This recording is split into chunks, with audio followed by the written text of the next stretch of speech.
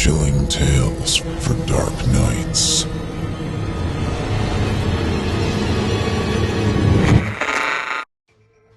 The following performance is a third-round entry in the 2018 Evil Idol voice acting competition, in which you, the listener, get to help decide who wins.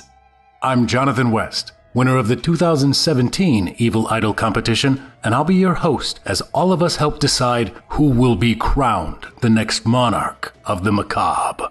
Voting is easy. If you'd like to see tonight's featured contestant move on, simply log into your YouTube account and click the thumbs up icon if you'd like to see the contestant move on. Or give them a thumbs down if you'd rather they not. Voting on this entry will last for 1 week only, so don't delay. Want to spread the word about Evil Idol and tonight's contestant? Share this video on social media and include the hashtag EvilIdol2018.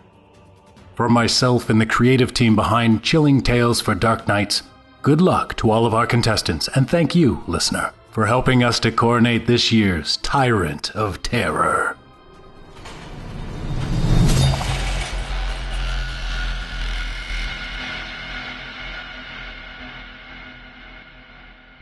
Please welcome to round 3 of this year's competition contestant number 8, Justine Anastasia, performing a self-authored tale. Submitted for your approval, we present to you Trick or Treat.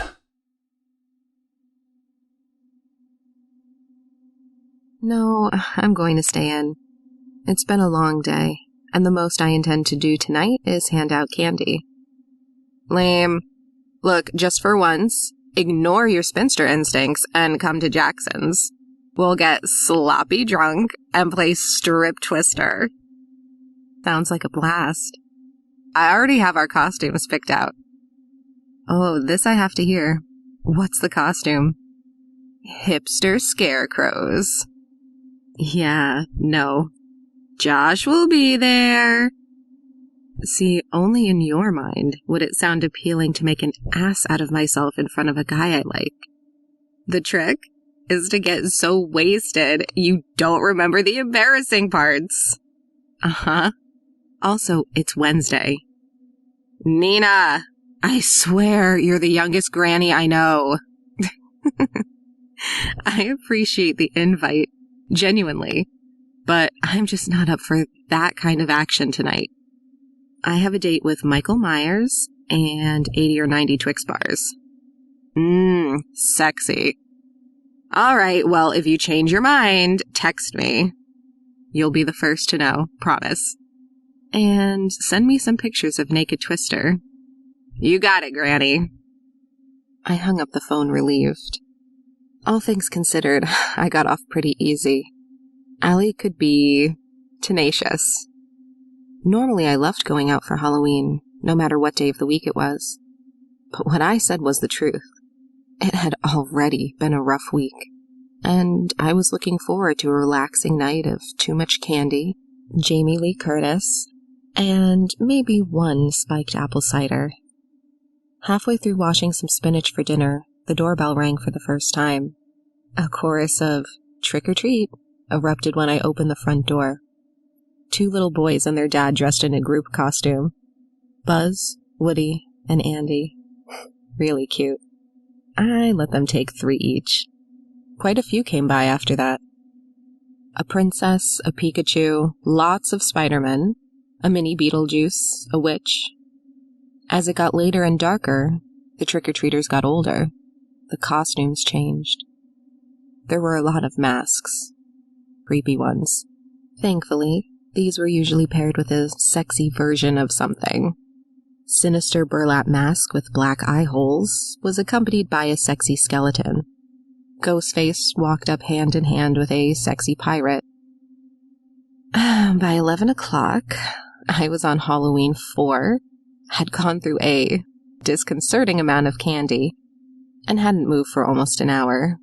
The trick-or-treaters had tapered off around 10 or so, and I was contemplating my pajamas. When the doorbell rang, my first thought was, drunk teenagers. And I was ready to negotiate the non-egging of my house in exchange for Kit Kats. But when I opened the door, there was only one man standing there waiting for me. Dressed as a clown. I hate clowns to begin with, and this guy was massive. But I have to say, it was the friendly kind of costume, not the creepy kind. The white face had smiling blue lips surrounded by red, blue around the eyes. It looked vintage. Staring up at the happy face mask, though, I couldn't help to be a little creeped out. Then he leaned forward and whispered, "Trick or treat." Mentally, I slapped myself. Generally speaking, serial killers don't walk up to the front door, ring the bell, and wait for candy. It was Halloween. He was probably a dad going around for his kid. Mad at myself, I smiled and reached for the bowl next to the door. "Little late, isn't it?" I said, trying to be neighborly. Without responding, he glanced down at the bowl. "Oh, take what you like. I doubt I'll get anyone else after you." He looked back at me, still not taking anything, and said again, "Trick or treat." I frowned. Did I not have what he wanted? What was the problem? "I'm sorry, I don't." He took a step toward me, now crowding the doorway, and I felt myself wanting to shrink away from him. Trick or treat? For me? Well, I'd choose treat. Definitely. I wouldn't want a trick. I laughed a little bit, like I still thought this was no big deal, like we were just chatting, like I wasn't fighting off real fear and wondering whether or not I could outrun him. Nodding, he reached into his pocket. Before I had time to panic, he pulled out a dirty piece of paper and dropped it into the bowl of candy. Then, without another word, he turned and went back down the walkway and out to the street. I slammed the door and locked it, not really knowing what I should do first. Call the police? And say what? That a giant clown was aggressively trick-or-treating? He hadn't actually done anything. Just creeped me out. I doubted they'd call in the SWAT team for that, and I really did not want to go down that useless road. Unless he'd written something on the note? Anything even vaguely threatening and I could take it to the police. Flinging the bowl of candy on the kitchen table, I uncrumpled the small scrap of paper. It took forever. He must have folded it 10 times. And when I did, I wished I hadn't. Wished I'd never opened the door in the first place. It said, on the back steps. This is the part when everyone starts yelling to run. I know, I would have said the same thing myself. But run where? Yes, he could have written that note hoping I'd go and check out the back. Or he could have written it hoping I'd get scared and run out the front. Or he wasn't anywhere and had written the note thinking this would be hilarious. I settled on the back. If I turned on the light, I'd be able to see out there without opening the door. If he was there and came after me, he'd have to break through the door. I'd at least have some time to run for it. Well aware that it has almost never helped anyone in a horror movie, I took a knife from the drawer and edged toward the back. Waiting, I counted to 10, wanting to see if I'd hear the telltale rattle of someone trying to open the door. Nothing. Back flat against the wall, I flicked on the porch light and looked out through the small window. At first, I didn't notice the package on the steps. I was looking for him, the hulking shape of a man either hiding or running at me. As far as I could see, he wasn't out there. I had no intention of turning that light off, but thought that maybe I should check the rest of the house and started to turn away. That's when my eyes landed on the box. Just a black cube, silhouetted against the light. But I knew he'd left it for me. Just like I knew not to go out there. It could be a trap, a trick. Probably was. But I wanted help, damn it. I wanted the cavalry. And I was just so scared they wouldn't come if they thought it was a practical joke or if they didn't take me seriously. It could be evidence out there. That was why I went out to get it. I took another long look and unlocked the door, then opened it. If he was out there watching me, he'd have to cover a lot of ground to get to me, and I thought I'd have enough time to get back inside. Deep breath. 1, 2, 3.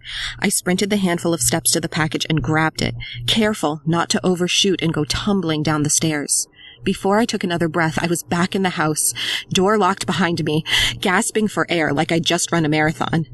Checking the window again, I saw... still nothing. Nothing but yellow leaves rustling in an unsteady wind. Setting the box on the kitchen table, I took a pair of latex gloves from under the sink. It hadn't just been the light. The box, my treat, was wrapped in shiny black paper. It crinkled unpleasantly when I lifted the lid. I had no idea what to expect and drew back just in case something sprang out. But there was nothing like that. Nothing alive or dangerous in the traditional sense. Reaching in, ignoring the crackle of the paper, I pulled out 2 white shoes, covered in blood. Little ballet flats about the size of my hand. My fingers went trembly, and my eyes started to tear up.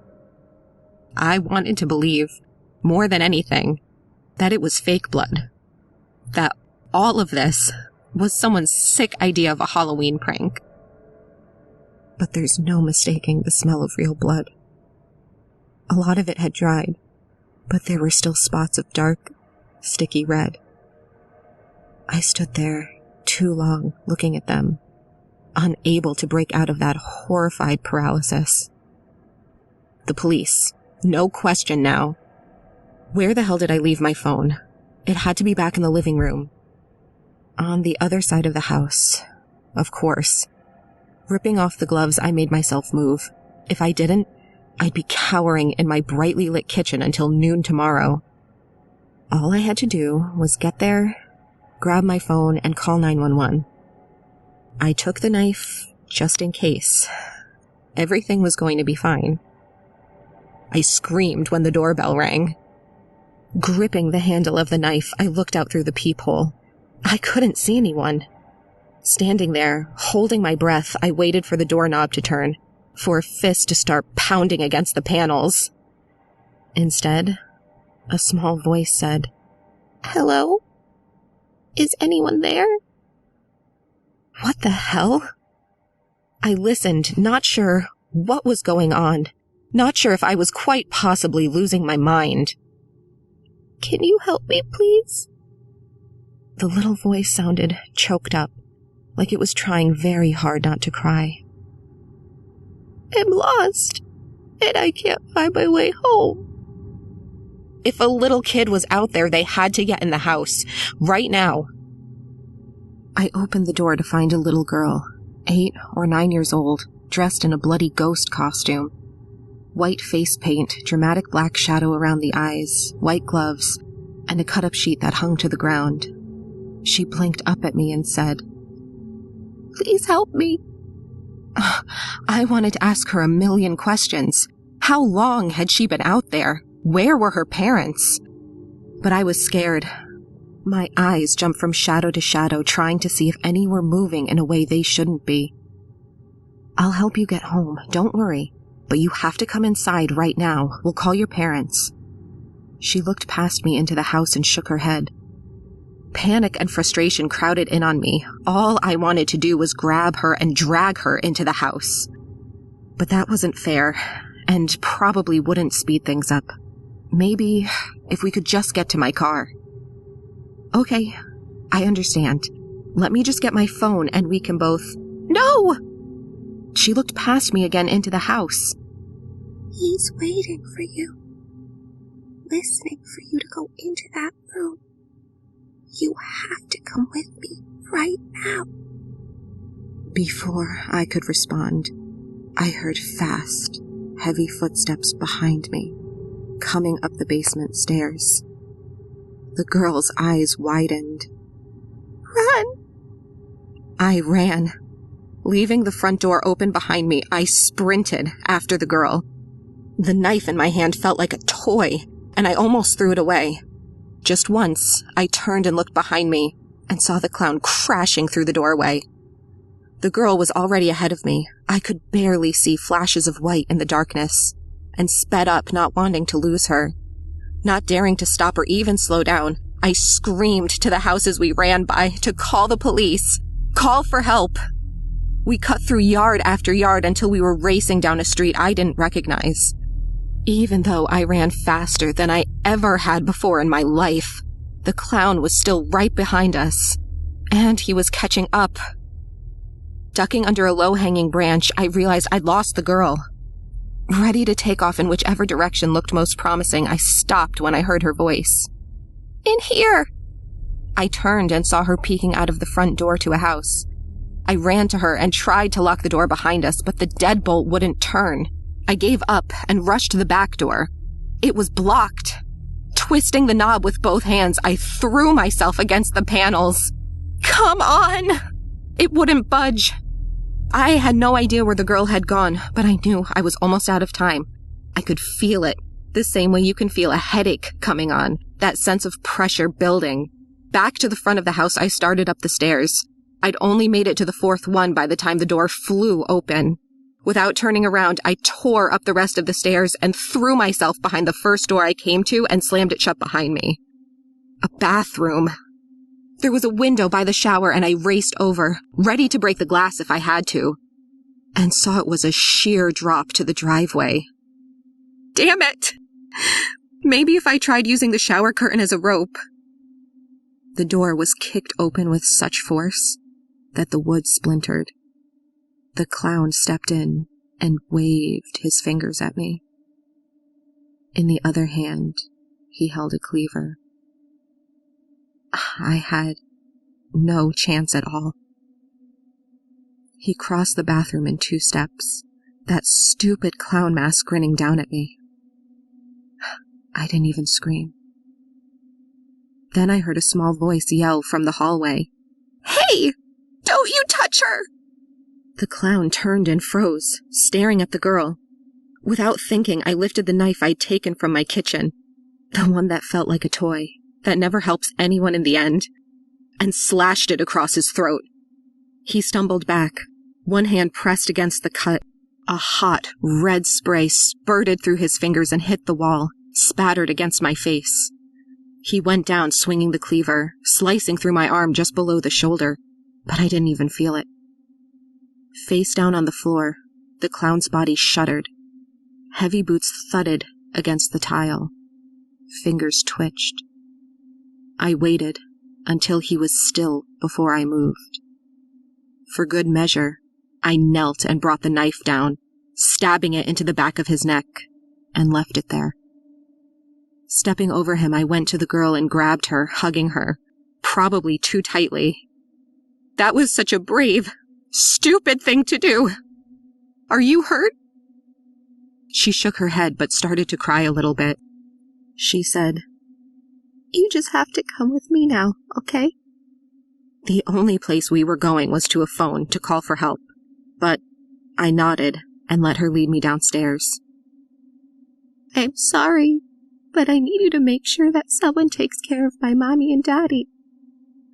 We came around the corner into the living room, and my stomach clenched into a tight, sick ball. Oh God. Oh my God.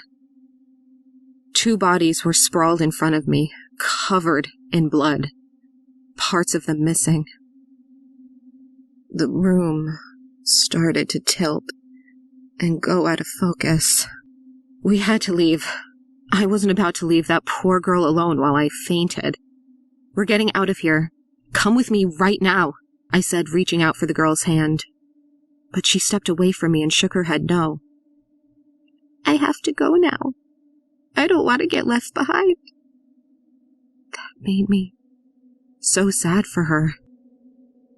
"I would never leave you here. We're going to get help together." She smiled. I know. Just don't forget about my mom and dad, and how much you helped us. Try to remember that, and not be too sad when it's all over. I looked at her, not understanding. She pointed across the room. My mom's phone is on the table, next to the sofa. Wanting to grab the phone and get the hell out of the house, I walked over, avoiding the blood as much as I could. As I reached down, I noticed something on the other side of the sofa. A flash of white in the darkness, and started to cry. A cut-up sheet, covered in blood. White gloves. But the shoes were gone.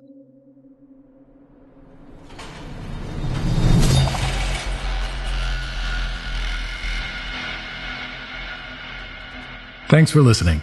I'm Jonathan West, reminding you, if you haven't already, to cast your vote for this contestant via either a thumbs up or thumbs down. Voting is easy. Simply log into your YouTube account and click the thumbs up icon if you'd like to see the contestant move on. Or give them a thumbs down if you'd rather they not. Want to spread the word about Evil Idol and tonight's contestant? Don't forget to spread the word by sharing tonight's entry on social media and include the hashtag EvilIdol2018. You've been listening to Chilling Tales for Dark Nights in the 2018 Evil Idol voice acting competition. I'm your host, 2017 winner Jonathan West, inviting you to return every weekday for a new entry from our amazing contestants. Until then, turn off the lights and turn on the dark.